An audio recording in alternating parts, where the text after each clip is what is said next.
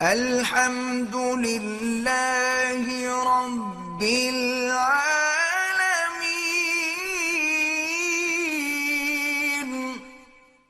حالانکہ یاد رکھو کہ جتنا دین کا کام ہے اللہ علماء دیوبند کی قبروں پہ کروڑوں رحمتیں کرے، یہ ان کی بنیاد رکھنے والے وہ تھے حضرت رشید احمد صاحب گنگوہی رحمۃ اللہ علیہ، جو اپنے وقت کا ابو حنیفہ تھا فقہ میں۔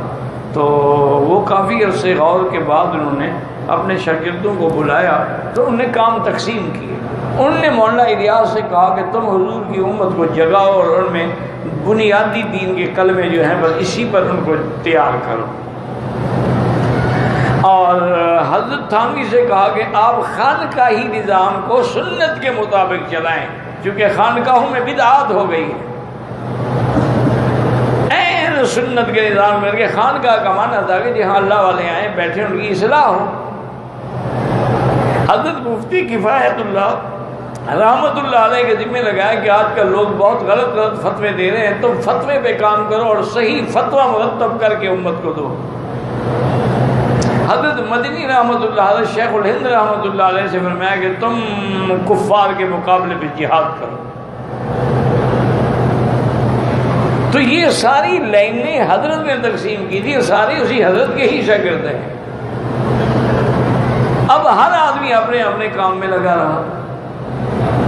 ایک دفعہ حضرت تھانوی رحمۃ اللہ علیہ سے کسی بڑے قریبی تعلق والے نے پوچھا، تو اس نے کہا کہ حضرت حسین احمد مدنی رحمۃ اللہ علیہ اس میں کوئی شک نہیں ہے کہ محدث ہیں، عالم ہیں، مجاہد ہیں، لیکن کیا تصوف میں بھی ان کا کوئی مقام ہے؟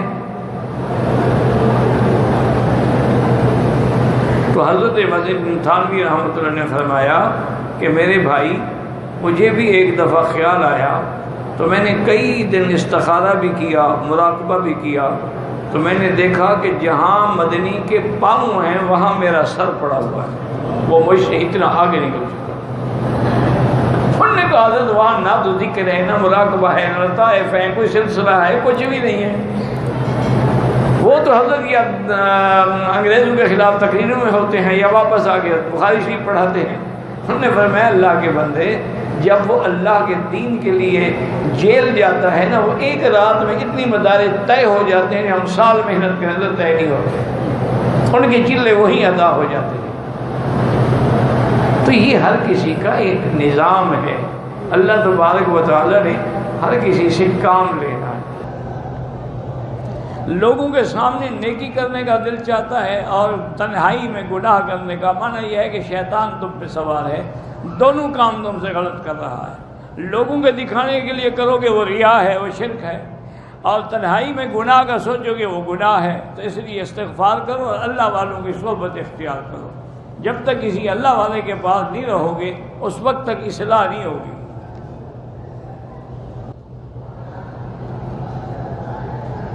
دم کیے ہوئے پانی سے غسل کیا جائے اور وہ پانی لیٹرین میں بہے، بالکل کوئی حرج نہیں۔ کہتے ہیں کہ بیوی سے ملتے ہوئے بیوی سے بات کر سکتا ہے، کیوں زبان پر کوئی ٹیپ لگائیں گے؟